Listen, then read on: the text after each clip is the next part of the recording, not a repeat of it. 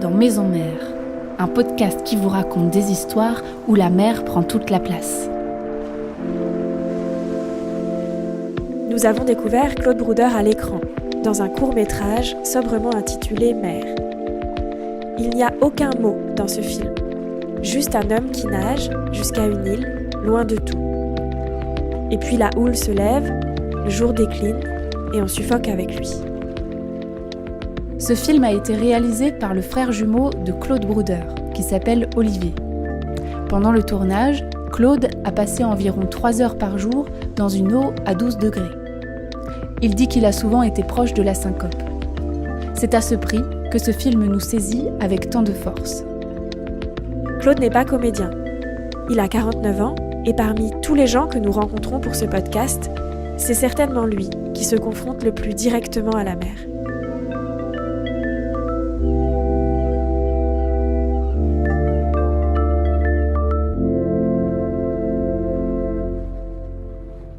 Dans la Bretagne, d'où moi je viens, il y avait 2 types de professions.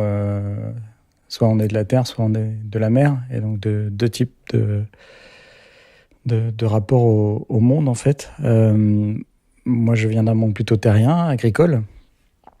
Et donc la mer, on la voyait surtout pendant les vacances d'été. Soit de chez nous, on allait à vélo à la plage, où on passait aussi régulièrement des semaines au camping, à Port-Sévigné notamment, qui est un très bel endroit à l'Empole-Porzel. Et donc l'été, on passait tout notre temps dans l'eau, sans sentir spécialement la fraîcheur de l'eau, la fraîcheur de la mer, on y était bien. À la plage, on était en famille, mais lorsqu'on allait se baigner, on était loin des parents, on trouvait des endroits pour plonger, il y avait de la découverte, découvrir aussi les fonds, éprouver la marée qui monte et qui descend, donc le changement de paysage sur la plage et dans l'eau et sur les rochers d'où on pouvait plonger ou pas, selon le niveau de la mer. Et voilà, donc c'est un rapport très ancien et vraiment lié depuis toujours au plaisir.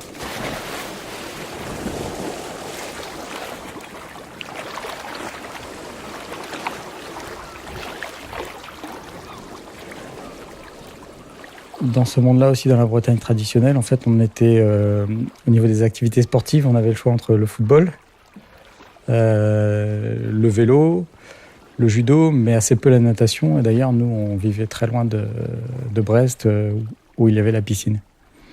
Et dès qu'on a eu l'occasion de débuter la natation, c'est-à-dire quand on était en pension ici au lycée Charles de Foucault à Brest, on a débuté la natation tous les mercredis après-midi. Et puis, pendant les études supérieures, moi, j'ai commencé à faire du triathlon. Et puis, après avoir terminé ce que je voulais faire en triathlon, j'ai commencé à ne plus faire que de la natation. Cette pratique de la natation en mer, je l'ai découverte avec mon frère Olivier. Et puis ensuite, la pratique de ce qui se rapproche de l'eau libre, c'est-à-dire la pratique de la natation longue et sportive, éventuellement en compétition en mer, donc sur des longues distances.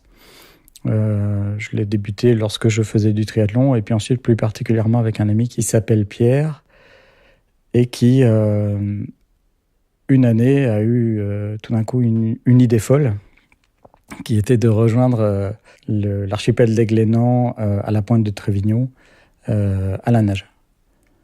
Voilà, donc c'est une aventure qu'il m'a proposée. Je dis aventure parce que c'était, à l'époque, ça nous semblait tellement long, unique comme expérience, que c'était effectivement une réelle aventure. Ça fait 12 km entre l'île de Pinfret et la pointe de Trévignon. 12 km, moi je nage à peu près à 4 km/h. Ça fait au minimum 3 heures dans l'eau. Comme c'était une première expérience, on a vraiment... on est parti au mauvais moment, on avait mal étudié la marée, on avait un fort courant contraire au départ. Et donc, on y a vraiment passé du temps. En fait, on a passé 4 heures dans l'eau. Vraiment, on ne faisait qu'un avec la mer. Par exemple, à un moment, des mouettes sont venues nous manger les pieds. Donc, il a fallu s'en débarrasser. À un autre moment, on a croisé 2 dauphins qui nageaient à peu près à 25-50 mètres de nous. On les voyait vraiment bien. Et pour moi, c'était le début en fait d'une relation vraiment très étroite et assidue avec la mer. On n'a besoin d'aucun outil, d'aucun appareil. Le bonnet, les lunettes, et on y va, on se lance. On se lance dans un environnement qui malgré tout, même si on l'a bien étudié, même si on a bien étudié les courants, même si on a bien étudié les marées pour partir au bon moment, même si on l'a bien regardé en superficie avant d'y plonger, on ne le connaît pas. En tout cas, moi, je ne suis pas pêcheur, je ne fais pas de chasse sous-marine. Tout ce qui m'intéresse, c'est la natation et on nage fréquemment ou je nage fréquemment dans des environnements dans lesquels il y a peu de visibilité. Ici en Bretagne, la visibilité sous l'eau n'est pas extraordinaire. Et donc, on nage au-dessus d'un espace qui est inconnu.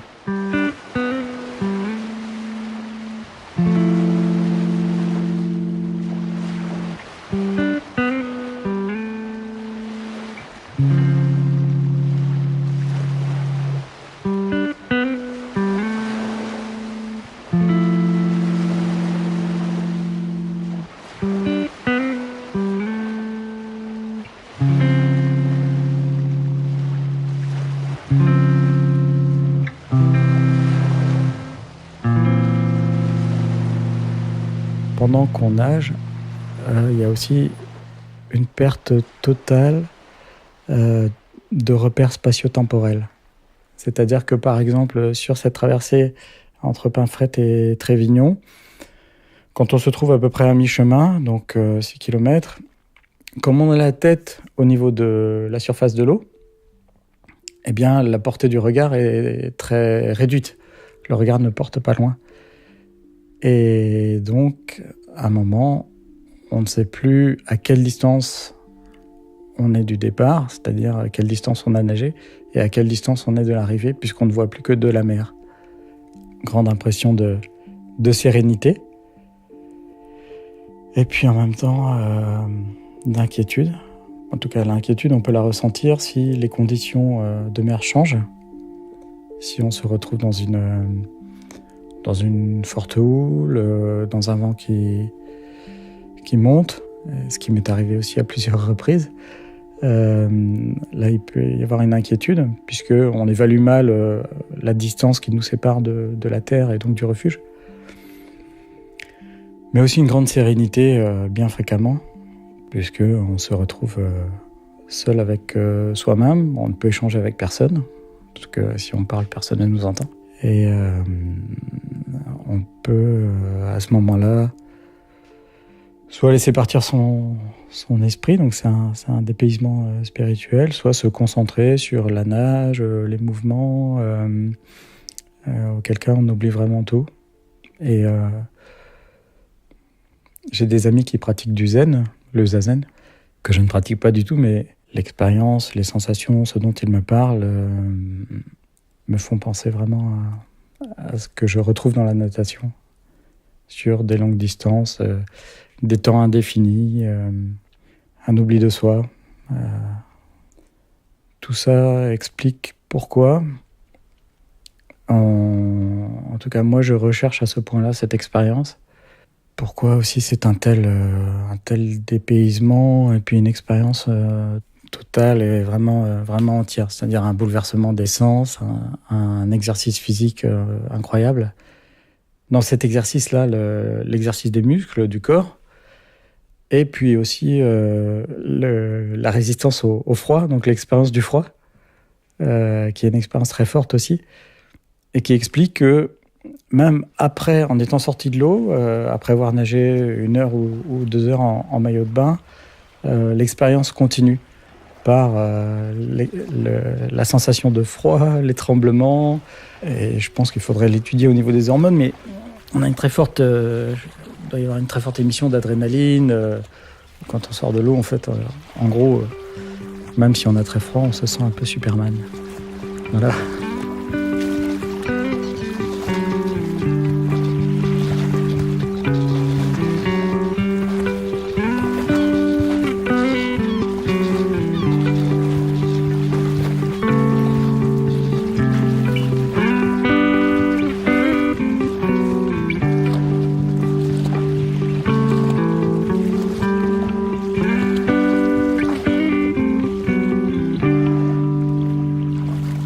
Est-ce que parfois, tu as parlé de dauphins, d'oiseaux, de phoques, est-ce qu'on se sent un peu comme un intrus ?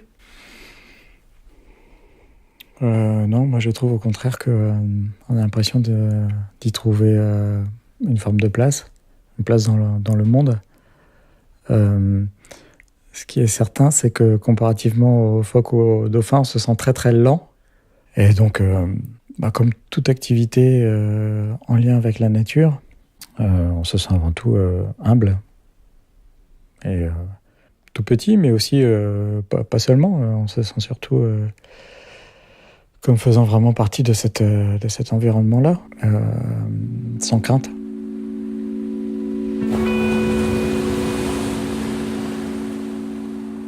En même temps, y a vraiment une volonté, je pense que c'est quelque chose que ressentent aussi les surfeurs ou les véliplanchistes, par exemple les funboarders, d'aller se mesurer aux éléments. On acquiert assez vite une sorte de sentiment d'invincibilité, je trouve. Et donc, on a envie, même dans toutes les conditions, d'aller se confronter aux éléments, au froid, au vent, à la houle.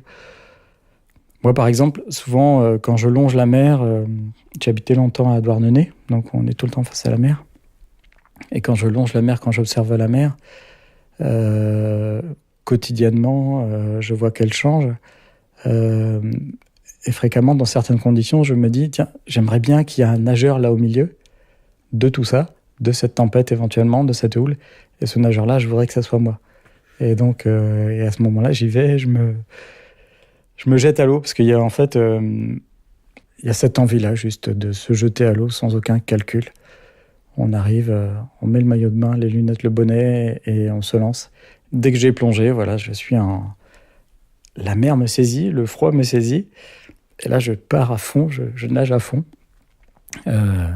jusqu'à ce que le froid ait un petit peu anesthésié mes muscles et mon corps, et à ce moment-là, je peux trouver un rythme de natation ou de nage plus tranquille, plus posé. Et puis là commence comme une sorte de randonnée. Voilà, moi, je rapproche ça à une randonnée, quelqu'un qui va marcher pour un temps indéfini.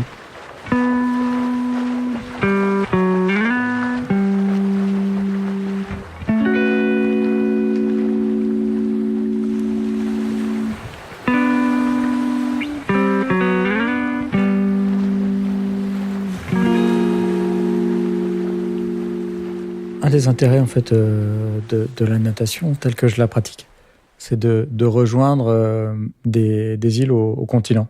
Donc tout à l'heure je parlais de ce qu'on avait fait avec l'ami Pierre. Là, c'était de Pinfret à la pointe de Trévignon. Bon, c'est quelque chose qu'on a fait très fréquemment ensuite, dans le même esprit ou dans le même type d'expérience.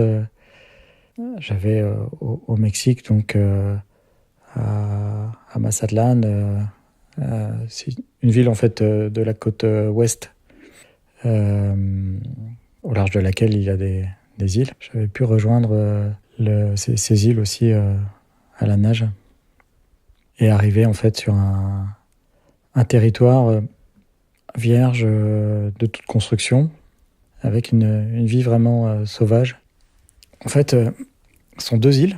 Du rivage, on a l'impression qu'elles sont séparées par la mer. Mais quand on y arrive, on constate en fait qu'elles sont jointes par une toute petite plage sur laquelle il y a des rochers. Et quand on arrive, en fait, ça grouille. Il y a des crabes partout. Donc, ça part dans tous les sens. Des petits crabes gris qui ont la même couleur que la roche. On voit des rapaces donc planer au-dessus de nous. Moi, c'est la vie sauvage. Il m'est arrivé une petite expérience en fait là-bas, petite aventure la dernière fois que j'y suis allé. C'était au mois de novembre 2018. C'était quelques jours avant un ouragan. Et l'espace entre la plage de Mazatlán et les îles la mer était tout à fait plate.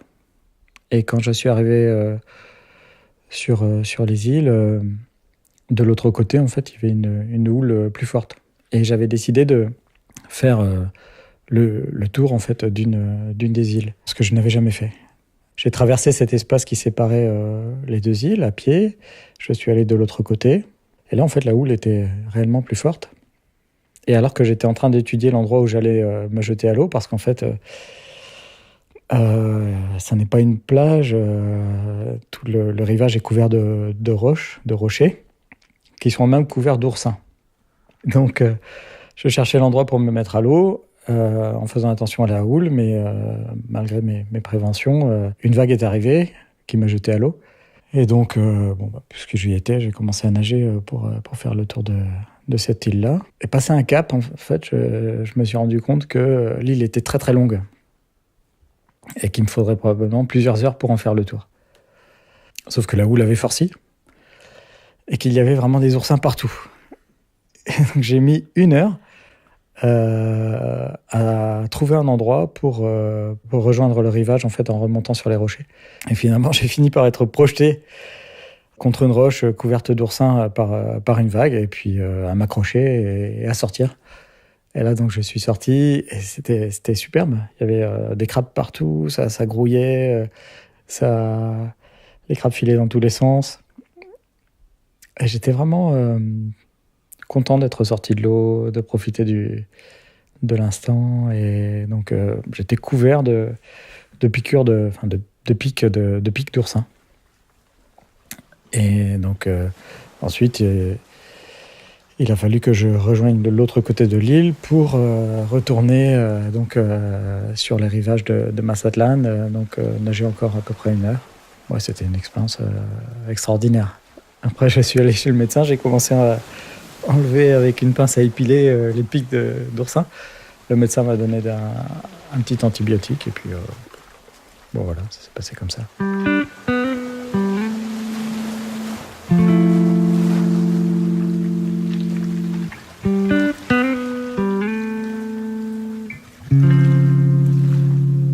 Du coup, ça t'arrive souvent de nager dans des endroits que tu connais pas du tout et où tu n'as pas pu avoir de renseignements sur la faune, sur les courants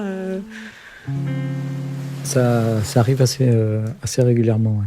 Comme le ferait n'importe qui à ma place, j'observe en fait la mer avant d'y aller. J'essaie d'identifier les courants. Si je peux, je questionne les personnes, les riverains ou les locaux. Et je leur demande s'il y a des requins, ce genre de choses.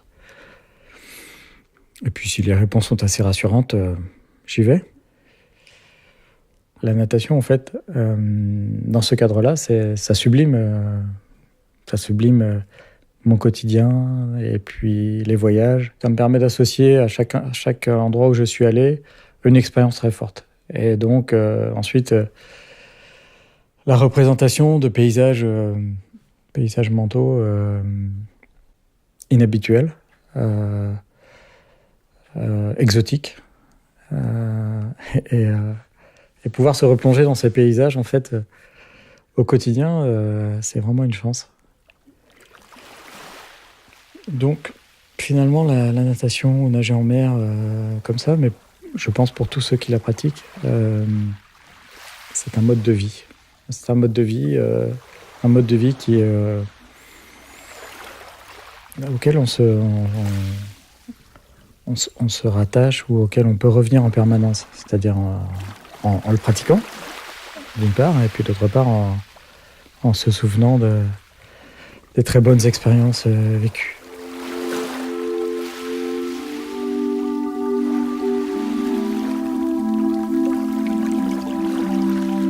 Merci d'avoir écouté ce 4e épisode de Maison Mère. Le film Mère, réalisé par Olivier Brouder, dans lequel vous pourrez voir Claude nager dans l'archipel de Molène, est accessible en ligne. Rendez-vous sur la page de Maison Mère pour en savoir plus. Un podcast de Virginie de Roquigny et Anouk Edmond. Habillage sonore, Martin Delafosse.